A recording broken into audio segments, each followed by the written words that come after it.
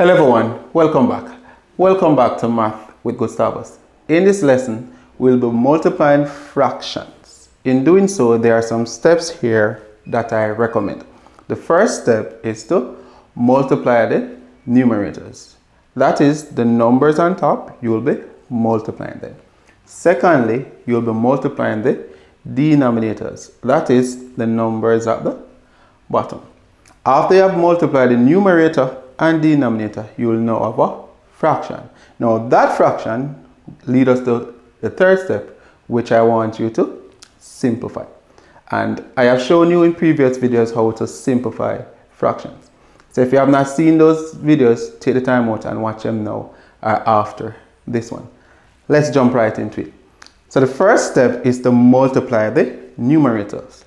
Our numerators are 1 and 3. So it's 1 times 3, which will give us 3. Second step is to multiply the denominators. The denominators are 2 and 5. So that's 2 times 5, which is 10. So now we have a fraction, which is 3 over 10. We now need to assess that fraction to see if it can be simplified. Looking at this, we can see that it is in its simplest form because the highest common factor of 3 and 10 is 1. And if you divide 1 into 3, you'll get back 3. And if you divide 1 into 10, you'll get back 10. Hence, we'll leave this one as is, and that is our final answer. All right, 3 over 10. That's number 1. Good job, guys. You have done well. Let's turn our attention to number 2. Again, the first step is to multiply the numerators. The numerators are 2 and 3. So 2 times 3, that will give us 6. And then multiply the denominators. The denominators are 5 and 4. 5 times 4 is 20. Clearly, that fraction can be what? Reduced. Some persons might struggle to find the highest common factor of the numerator and denominator in order to divide and simplify it, which is step 3. So what I'm going to do now is to list all the factors of 6 and 20. Let's jump right into it. For 6, the factors are 1, 2, 3, and 6 itself. Always remember there are 2 factors that are common to each number.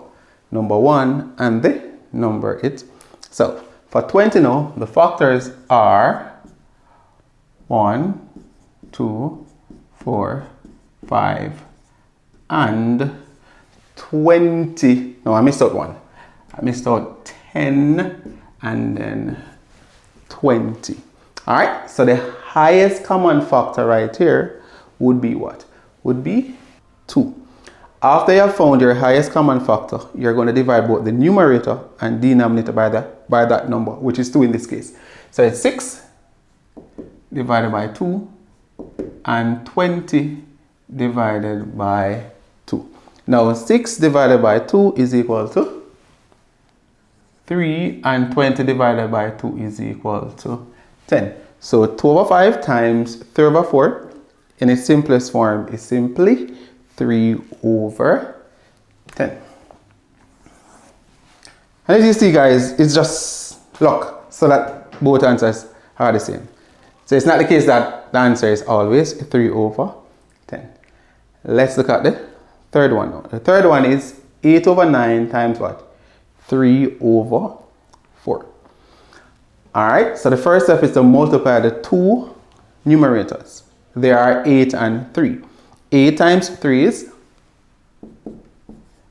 24, and 9 times 4 is what?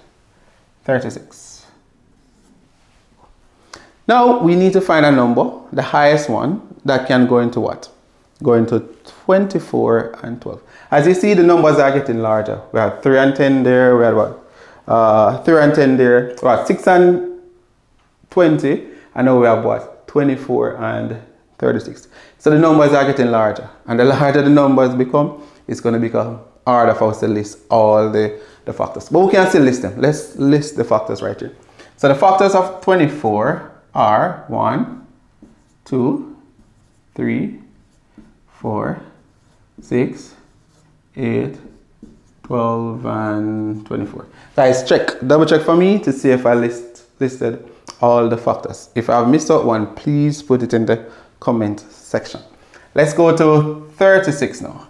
So the factors of 36 are 1, 2, 3, 4, 6, 9, 12, 18, and 36, and 36 itself.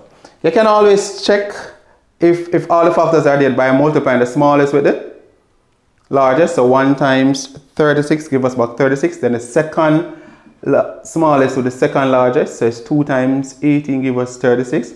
3 times 12 give us what? 36. Then 4 times 9 give us 36. And the middle one, if nothing is there, you can always square it. So 6 times 6 give us 36. That way you know for sure that all the factors are there. So let's look now. Let's circle all the factors that are common. So we're going to skip out 1. Alright, so that 1 won't change anything. So it's 2. Common, that's also common too. 4 is common quite a lot, as you can see, 6. And then 12 and 12. So the highest common one in this example would be 12. So you're going to divide both the numerator and denominator by 12. So it's 24 divided by 12 and 36 divided by what? 12. So 24 divided by 12, that will give you 2. And 36 divided by 12, that would give you 3. So our final answer for this question is simply 2 over 3, or 2/3. All right, let's look at another example. But in this example, we're going to take a different approach, because as the numbers get larger, it gets more and more challenging to take this approach, that is to list out all the factors. You just might make a mistake. All right, we are humans at the end of the day. You don't have to be an expert at math or not to make a mistake. All right, so let's look at this one. For this one, we're not going to, in fact, we're going to reverse the process. We're going to look to see if there's something that we can cancel or reduce from the onset, from the beginning. How we do that? We're going to assess our numerators and denominators. So you can look up, down, look at the 4 and the 5 and the 6 rather. Is there anything that we can reduce there? No. Look at the 3 and the 2. Is there anything there that we can reduce? No. After you have done that, then you check diagonally now, the 5 and the 2. Is there anything there we can reduce? No. And then you look at the what? The 3 and the what? 6, right? If you look closely, you notice that 3 is a what? Factor of 6. So we can use 3 to cancel or reduce on this diagonal. So 3 into itself goes what? 1 time. And 3 into 6 goes what?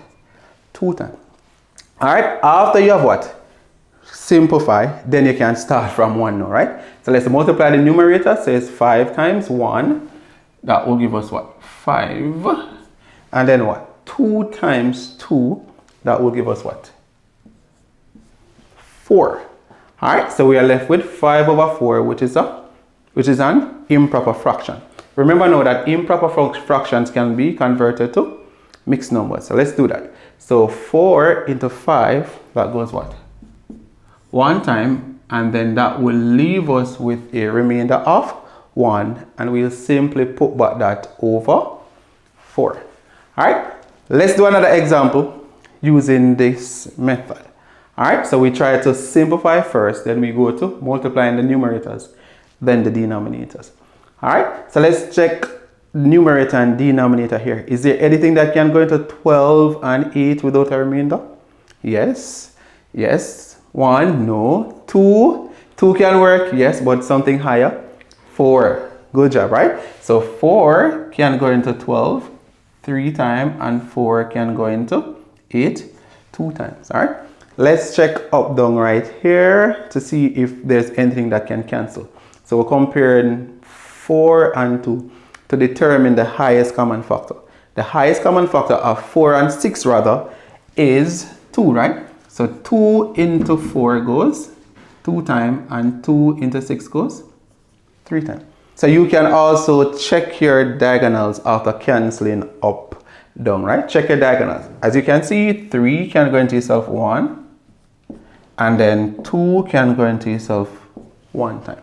So what are we left with? We're left with 1 times 1, which is equal to 1, and 1 times 1, which is equal to 1.